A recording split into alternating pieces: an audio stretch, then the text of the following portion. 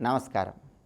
కార్తీక మాసంలో తెల్లవారుజామున చేసేటటువంటి నదీ స్నానానికి కానీ చన్నీటి స్నానానికి కానీ ఎంతటి ప్రాధాన్యత ఉందో, స్నానం చేసిన తర్వాత ఇచ్చేటటువంటి అర్ఘ్యాలకు కూడా అంతే ప్రాధాన్యత ఉంది. నదీ స్నానం చేసిన తర్వాత కార్తీక మాసంలో దోసిల్లో నీళ్లు తీసుకొని ఆ నీళ్లతో తూర్పు దిక్కు వైపు తిరిగి అర్ఘ్యమిస్తూ 3 ప్రధానమైనటువంటి మంత్రాలు చదువుకోవాలని స్కాంద పురాణంలో చెప్పారు. ఆ 3 ప్రధానమైన మంత్రాలు ఏంటంటే ఓం దివాకరాయ నమః, ఓం ప్రభాకరాయ నమః, ఓం భాస్కరాయ నమః. ఈ 3 మంత్రాలు చదువుకుంటే ఉత్తమ ఫలితాలు కలుగుతాయి. అయితే స్కాంద పురాణం వైష్ణవ ఖండంలో, తులా పురాణంలో కార్తీక మాసంలో దోసిల్లో నీళ్లు తీసుకుని అర్ఘ్యం ఇచ్చేటప్పుడు చదవవలసిన కొన్ని ప్రత్యేకమైన శ్లోకాలు చెప్పారు. ఆ శ్లోకాలు చదువుకుంటూ అర్ఘ్యమిస్తే అనంత పుణ్య ఫలితం కలుగుతుంది. దీనికి ప్రమాణం స్కాంద పురాణం, తులాపురాణం. ఈ 2 పురాణాలలో చెప్పబడినటువంటి అర్ఘ్యప్రదానం చేసేటప్పుడు చదవాల్సిన శ్లోకాలు మనం పరిశీలిస్తే వాటిలో మొట్టమొదటి శ్లోకం కార్తికేహం కరిష్యామి ప్రాతఃస్నానం జనార్దన ప్రీత్యర్థం తవ దేవేశ దామోదర మయా సహా. ఇది మొదటి శ్లోకం. ఈ శ్లోకంలో ఉన్న అర్థం ఏంటంటే కార్తికేహం కరిష్యామి ప్రాతఃస్నానం జనార్దన, జనార్దనుడా నీ ప్రీతి కోసం కార్తీక మాసంలో తెల్లవారుజామున స్నానం చేస్తున్నాను. అలాగే ఇక్కడ శ్లోకంలో ప్రీత్యర్థం తవ దేవేశ దామోదరమయా సహా, దామోదరుడు అనే పేరు కలిగినటువంటి శ్రీ మహావిష్ణువు నీ ప్రీతి కోసం తెల్లవారుజామున నేను స్నానం చేసి అర్ఘ్యమిస్తున్నాను అని చెప్పడమే ఈ మొదటి శ్లోకంలో ఉన్న అర్థం. ఆ తర్వాత స్కాంద పురాణం, తులాపురాణంలో చెప్పిన 2వ శ్లోకం ఏంటంటే నిత్య నైమిత్తికే కృత్వా కార్తికే పాపనాశన స్నానంచ అర్ఘ్యం ప్రదాస్యామి నిర్విఘ్నం కురు కేశవ. ఇది 2వ శ్లోకం. ఈ 2వ శ్లోకంలో ఉన్న అర్థం ఏంటి?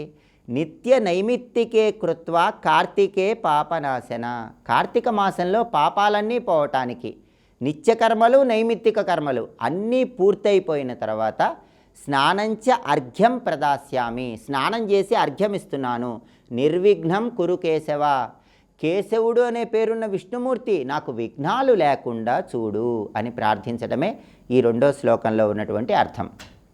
ఆ తర్వాత 3వ శ్లోకం ఏంటంటే తీర్థాది దేవతాభ్యశ్చ క్రమాదర్ఘ్యాది దాపయేత్ గృహాణార్ఘ్యం మయా దత్తం రాధయా సహితో హరే.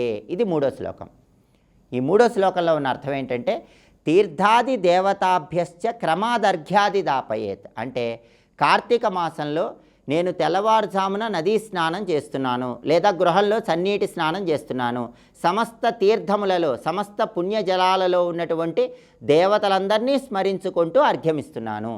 గృహాణార్ఘ్యం మయా దత్తం రాధయా సహితో హరే, రాధతో కూడి ఉన్నటువంటి కృష్ణుడి ప్రీతి కోసం కూడా నేను అర్ఘ్యమిస్తున్నాను అని చెప్పడమే ఈ 3వ శ్లోకంలో ఉన్న అర్థం. ఆ తర్వాత ఆఖరి శ్లోకం 4వ శ్లోకం ఏంటంటే నమః కమలనాభాయ నమస్తే జలసాయినే నమస్తేస్తు హృషీకేశ గృహాణార్ఘ్యం నమోస్తుతే. ఈ 4వ శ్లోకంలో అర్థం ఏంటంటే కమలనాభుడికి నమస్కారం, జలసాయికి నమస్కారం, హృషీకేశ అనే పేరు కలిగినటువంటి విష్ణుమూర్తికి నమస్కారం, ఆ విష్ణువు ప్రీతి కోసం అర్ఘ్యమిస్తున్నాను అని చెప్పడమే ఈ 4వ శ్లోకంలో ఉన్న అర్థం. ఈ 4 శ్లోకాలు కూడా మనకి స్కాంద పురాణం వైష్ణవ ఖండంలో, తులాపురాణంలో చెప్పారు. కాబట్టి ఎవరైనా సరే తెల్లవారుజామున నదీ స్నానం చేస్తుంటే కార్తీక మాసంలో స్నానం చేశాక అర్ఘ్యమిస్తూ ఈ 4 శ్లోకాలు చదువుకోండి.